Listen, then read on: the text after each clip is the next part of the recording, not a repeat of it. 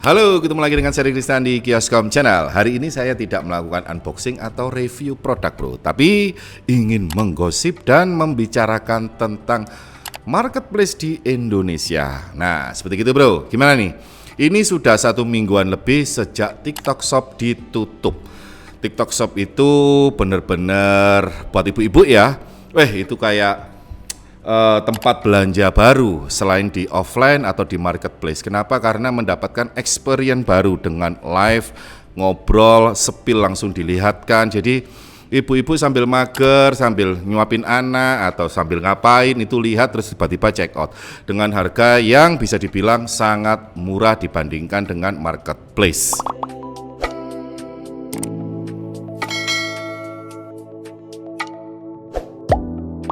Sejak TikTok Shop ditutup itu jadi enak bro. Scroll-scroll gini kita lihat informasi, berita, lucu, nggak terganggu sama pedagang-pedagang bro ya. Loh, kok nggak terganggu sama pedagang? Bukannya abang ini pedagang? Saya pedagang tapi saya tidak terlalu fokus di TikTok ya. Karena jelas saya kalah harga. Kenapa? Karena yang turun tuh monster-monster semua bro. Dan kamu harus ambil untung itu super tipis. Jadi kalau nggak pemain besar itu susah untuk naik trafficnya ya, penjualannya di TikTok Shop. Nah, kenapa TikTok Shop ditutup? Ini menurut saya ya bro. Pertama-tama karena izin ya kan. Izin antara e-commerce sama sosial media itu harus beda. Loh bang, Facebook kan juga sama, ada jual belinya FJB. Beda bro, kalau Facebook itu hanya redirect. Bisa kamu redirect ke website, ke WA, ke sosial media yang lain. Sama aja dengan Instagram. Tapi kalau TikTok itu seperti memonopoli semua aplikasi bro. Contohnya nih, sosial media dia pegang. Terus yang kedua, penjualan dia pegang e-commerce, TikTok Shop. Terus habis gitu sistem payment dia yang pegang. Mungkin kalau viral itu bisa juga sistem pengiriman dia yang pegang. Seperti Shopee dulu rame dipegang JNT, JNE, Pos. Sekarang Shopee Express. Lazada sama Lazada Express. Nah, kalau semua dipegang ini dalam satu aplikasi itu disebut monopoli pasar. Itu nggak boleh dalam perdagangan dunia bro. Makanya Gojek pada waktu membuat aplikasi, Grab membuat aplikasi, dia mengajukan izin sistem pembayaran. Jadi kalau TikTok ini harusnya mengajukan izin di sosial media, di e-commerce, sistem pembayaran dan pengiriman. Harusnya itu seperti itu bro. Tapi dia kayak masuknya itu pelan-pelan, seolah-olah pemerintah nggak tahu, nanti akhirnya viral, setelah viral baru diurus izinnya. Pinginnya sih seperti itu, tapi ya sesuai rencana sih ini sudah viral, sekarang TikTok Shop ditutup, sekarang TikTok Shop ngurus izinnya. Ya hebat ya, memang orang sana itu waduh cerdas banget. Jadi dia ini menjajah negara kita, tapi secara virtual. Kok bisa jadi begini bro ya? Tanpa dia membikin pabrik di sini, tanpa dia membikin service center di sini, kantor di sini, dia bisa menarik duit dari Indonesia via online. Kebayang nggak bro? Jadi hanya dengan aplikasi TikTok ini bro ya, duit Indonesia itu ditarik ke negara lain tanpa harus memiliki izin, memiliki kantor, memiliki apapun. Akhirnya pedagang offline, pedagang yang menuruti jalur distribusi kalah semua bro. Apalagi gajah-gajah ini yang turun. Jadi kayak saya itu sudah nggak mungkin bisa live untuk ngalahkan gajah-gajah, nggak bisa. Biarpun subscribermu itu 2 juta, 10 juta, kalau hargamu mahal nggak ada yang beli. Biarpun Baim Wong yang live, biarpun Deddy Kobuser yang live, kalau hargamu mahal nggak ada yang beli lah intinya. Makanya live yang paling banyak diminati, paling banyak dibeli pabrik. Mau pabrik baju, pabrik makanan, mau pabrik apa aja lah intinya, skincare itu yang rame. Tapi kalau udah tier 2-nya, orang keduanya, distributornya laku tapi tidak selaku yang pabrik. Yang ketiga, laku bro, tapi tidak laku seperti atasnya. Kayak gitu loh bro. Nah itu gajah-gajah. Belum lagi dumping. Nah dumping itu adalah subsidi dari pemerintah negara lain, mau Jepang, mau Cina, mau Amerika dan lain-lain ya, itu mensubsidi jumlah barang yang diekspor biar harganya itu menjadi murah dan negara tersebut itu menjadi ketergantungan sama barang itu. Contohnya seperti Apple ya. Kalau Apple tuh nggak ada dumpingnya bro. Kalau Apple didumping sama Amerika, harganya jadi 5 juta bro. Merek Oppo, Vivo, Xiaomi lewat semua bro. Kalah sama produk Apple. Nah, sekarang siapa yang suka dumping? Bener, Cungkok. Jadi produk-produk dari Cungkok itu sebenarnya di sana itu harganya sudah standar ya. Anggaplah kayak casing handphone itu 10.000. Tapi sama pemerintah didumping, beng, jadi 5.000. Masuk Indonesia, wih gila barang Cina itu murah banget ya. Kita beli ketergantungan terus, impor barang Cina murah. Oh beli kulkas Cina aja murah, beli AC Cina aja murah. Itu didumping sama pemerintah Cina bro. Akhirnya kita ketergantungan sama siapa? Bener, sama Cina. Dulu Jepang bro, kena kasus dumping otomotif ya, akhirnya udah kelar. Kalau Cina ini sebenarnya udah lebih lama daripada Jepang, cuma dia caranya memang pinter, memang smooth, dan memang membuat orang itu nggak bisa ngapa-ngapain. Kalau tak stop dumpingnya, hargamu mahal loh, kamu nggak dapat cuang loh, gimana yo? Jadi mau nggak mau, kamu harus ngambil barangku, tapi lewatnya jalur sini aja, jangan lewat sini, nanti kamu sini mahal, lewatnya sini aja. Nah, jatuhnya lebih murah. Cocok kan barangku? Ciamik nggak? Kaya nggak kamu sekarang? Oke, order lagi sini, order lagi. Nah, itu disebut dumping. Dan dumping itu ada di TikTok Shop. Dan harganya sudah sinting. Seperti kabel, contoh kecilnya ya. Kabel yang orang Indonesia dengan green screen, tapi green screennya ini pabrik. Bayangkan bro, kabel dengan daya 100 watt sudah PD, power delivery 10.000. Masuk akal nggak? Enggak. Ya kayak gitu, itu dumping bro. Nah ini menurut saya sih pribadi bro ya, masalah TikTok Shop ditutup. Tapi kalau kamu merasa nggak setuju, kamu bisa komen di bawah. Apakah voucher dari TikTok Shop yang dikasihkan ke seller-seller di beberapa dunia ini bisa dibilang dumping dari pemerintah ya? Ada peran pemerintah di situ ya. Soalnya sekelas Biden, biarpun perusahaan besar ya, itu nggak sanggup deh mensubsidi seperti itu. Bisa-bisa juga collab.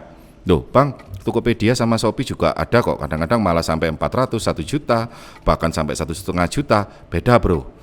Bedanya, kadang-kadang pada waktu kamu mendapatkan cashback itu benar-benar dipotong sekian persen dari seller dan sekian persen dari marketplace-nya. Dan lagi marketplace Tokopedia, Shopee, Lazada, Blibli itu hanya mengandalkan grafik aja bro. Saham, IPO. Jadi sering kamu melihat Tokopedia merugi, Shopee merugi, meng-cut karyawannya, tapi kan grafiknya tetap naik bro. Otomatis investor akan tetap masuk. Intinya grafik naik itu karena duit ada masuk bro. Kalau grafik turun berarti duitnya itu ditarik. Lah kalau grafiknya naik berarti kan investor terus masuk duitnya. Nah itu yang dikejar sama marketplace. Mungkin seperti itu. Kalau beda kamu bisa komen di bawah bro. Nah gara-gara seperti ini akhirnya pemerintah geram. Karena banyak UMKM khususnya garment, makanan, kecuali elektronik ya. Kalau elektronik memang Indonesia nggak bisa bikin ya, khususnya di bidang itu kewalahan bro. Mau Tanah Abang, mau Malang, mau Surabaya, mau Sidoarjo, mau Jakarta, itu kalah semua dengan pabrik yang live ada di TikTok. Akhirnya mau nggak mau kamu harus pisahin antara marketplace sama sosial media dan segera mengurus izin. Tapi pemerintah nggak stop di situ aja bro. Ternyata secara diam-diam pemerintah ini membasmi impor dari luar negeri di beberapa marketplace. Masa bang? Bener. Pertama-tama bro, Shopee sudah tidak ada pengiriman dari luar negeri. Ini aku scroll di Shopee ya. Sekarang ini Shopee tidak bisa mengirim dari luar negeri bro. Jadi yang ada di Shopee ini semua pedagang lokal. Pedagang lokal diuntungkan. Tapi orang sana itu pintar bro. Dia tinggal membuat warehouse di sini, menunjuk, habis gitu dia ngedrop barang di sini, terus suruh jual ke marketplace. Sering nggak kamu tuh chatting, jawabannya bahasa Inggris, jawabannya seperti bahasa Indonesia yang kaku? Nah, itu caranya bro. Biar apa ya, tetap bisa jualan, biarpun tidak menerima pengiriman dari luar negeri. Terus diam-diam, nah ini, Lazada bro, lah juga sama, tidak bisa menerima pengiriman dari luar negeri. Sebenarnya yang mengawali pertama itu Lazada bro ya, pengiriman dari luar negeri, terus habis itu Shopee ikut-ikut, terus Tokopedia dengan adanya sistem pre-order. Enaknya lagi kalau kamu belanja di marketplace tadi 20.000 sampai rumahmu ya 20.000 tanpa ada tambahan lagi. Nah sekarang yang membuat saya agak kecewa ya, kalau marketplace tadi ditutup, pengiriman luar negeri nggak ngefek lah bagi saya. Tapi bro, AliExpress ini ikut kena dampaknya. Padahal AliExpress itu pada waktu kamu membeli sesuatu masuk ke Surabaya atau ke Jakarta, itu kamu kena pajak loh. Saya membeli casing 1,7 juta yang mini ITX di video sebelumnya itu bro ya, itu saya kena pajak 500.000. Saya pernah membeli tip zaman sekarang itu apa namanya ya, ini loh bro, head unit. Maklum orang lama bro saya bro, head unit itu masih kena pajak sekitar 1 juta berapa gitu loh. Sebenarnya ini lebih fair ya AliExpress daripada Shopee, Topet, Lazada. Topet enggak, Lazada sama Shopee bro, karena kalau dua marketplace ini kan 20.000 sampai kamu ya 20.000. Tapi kalau AliExpress dari sana 20.000 sampai sini masih ditambahin pajak. Tapi kenapa kok ikut ditutup ya? Ditutupnya seperti ini bro. Nah kamu bisa lihat di sini. Pada waktu saya add to chart, nah itu tulisannya seperti ini. This item is not available because the seller doesn't provide delivery to the shipping address you selected. Jadi kamu harus ganti negara dulu, Malaysia, Filipina, Singapura, dan lain-lain, baru menu tadi itu hilang. Tapi kan nggak mungkin harus pindah negara bro. Nyeselnya saya di situ bro, padahal sudah kena pajak, tapi kok ditutup. Aneh ya, padahal ini tempatnya saya untuk menservis dan melayani customer. Kenapa? Contohnya seperti gini. Pada waktu ada customer datang, laptopnya rusak, keyboardnya rusak, merek Gigabyte misalkan. Gigabyte udah tutup bro untuk laptop ya. Otomatis saya harus nyari partnya ke Cina. Engsel pecah punyanya Alienware yang saya review dulu. Saya belinya di mana? Di Cina bro, di AliExpress. Kan di Indonesia nggak ada yang jual. Belum merek-merek tablet Cina atau yang lain-lain, itu nggak ada yang jual spare partnya di Indonesia. Mau nggak mau lewat mana? AliExpress. Saya modif mobil, beli lampu, beli ininya dari mana? AliExpress bro. Beli masih kena pajak. Seharusnya nggak ditutup ya, karena AliExpress ini memudahkan untuk menangani penjualan. Dan lagi kita tertib pajak karena sudah dikasih pajak bro. Kalau Shopee, Lazada ini kan memang langsung direct tanpa ada pajak. Seharusnya AliExpress dibuka ya bro ya.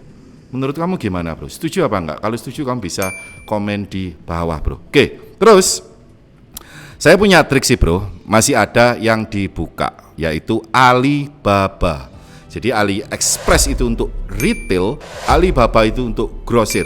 Makanya di Alibaba itu ada tulisannya beli 1 sampai 1.000, 1.000, 2.000, 2.000, 3.000 dan seterusnya. Harganya akan semakin turun. Dan rata-rata pada waktu kita klik itu langsung chat ke inbox untuk negosiasi. Tapi Alibaba ini mengeluarkan fitur juga bro, kamu bisa lihat di sini.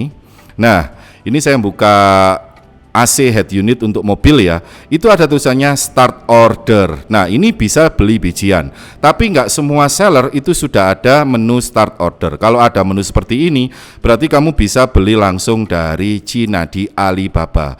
Tapi kalau nggak ada, misalkan seperti ini ya, nah kayak gini nih, oh ini masih ada nih start order, mungkin ini bro, ini kayak gini nih, chat now dan send inquiry, ini nggak bisa kamu beli bro. Mau nggak mau kamu harus chatting, habis gitu kamu kirim barangnya ke forwarder, ke gudang, dari forwarder dikirim ke Indonesia, baru kamu jual. Dan itu nggak boleh satu, minim rata-rata ya 500 sampai 1.000 biji bro. Ya masih ada selamatnya lah, ada Alibaba. Jadi kalau untuk nyari-nyari part-part yang unik ya mungkin masih bisa nego-nego lah ya. Di sana minim 1.000, kalau satu berapa? Kalau satu bedanya sekian, oke lah kayak gitulah. Terus masih ada lagi nih bro, kalau kamu suka belanja di luar negeri, kamu bisa memakai Amazon ini. Cuma masalahnya Amazon ini kan US ya, jadi harganya jelas mahal. Aduh, nggak cocok lah buat kantong saya bro. Kalau kantong saya itu kantong Cina lah ya, jadi harga-harga murah. Tapi kalau di Amazon ya harganya mahal-mahal bro. Jadi yang kebuka cuma 2, Alibaba sama Amazon. Yang lainnya dead. Apakah ada aplikasi lain? Kalau ada, kamu komen di bawah ya bro ya. Jadi sekarang ini UMKM lagi naik daun bro. UMKM khususnya untuk garment, makanan, dan yang bisa diproduksi di Indonesia ya. Tapi UMKM khusus elektronik nggak bisa bro. Karena Indonesia masih belum bisa memproduksi elektronik secara massal dari hal kecil sampai elektronik besar bro. Mau nggak mau kita harus ketergantungan sama negara lain, Jepang, US, Cina, Taiwan, dan Hong Kong. Nah, seperti gitu bro. Manfaatkan momen ini, berjualan dengan maksimal, layani customer dengan baik, karena sudah tidak ada pesaing dari luar negeri di marketplace atau di TikTok Shop. Semoga dengan adanya penutupan ini, teman-teman yang melihat ini bisa semakin semangat ya, semakin semangat mencari cuan, semakin semangat mengegrowkan usahanya. Nah, seperti itu. Ini menurut saya bro ya, kalau kalian ada tambahan bisa komen di bawah. Saya dari Kristian di Kaskam Channel, salam teknologi, sarang yuk.